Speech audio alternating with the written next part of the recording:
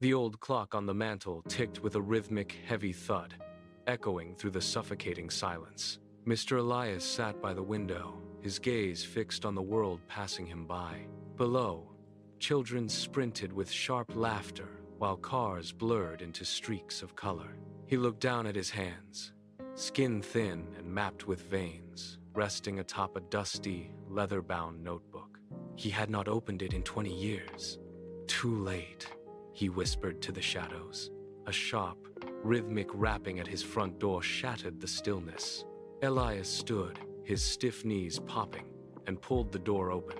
A young boy stood on the porch, clutching a notebook and a pencil with nervous energy.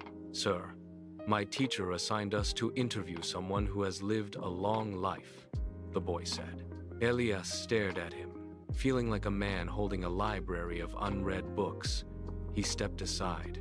Elias began with a stutter, speaking of failed ventures, but soon the words found their rhythm.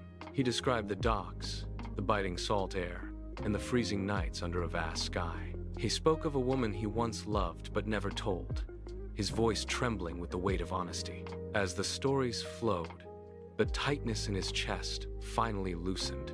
He stood up to pace the room, gesturing wildly as he recounted a narrow escape during a terrifying storm. The boy gasped, his pen scratching furiously against the paper as he hung on every word. Hours passed as the sun dipped below the horizon, turning the sky a deep, bruised purple.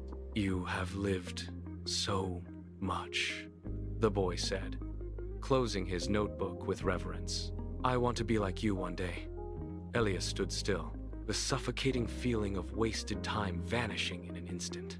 That night, Elias sat at his desk with a firm grip. He opened the old notebook to a fresh, white page and ignored the ticking clock.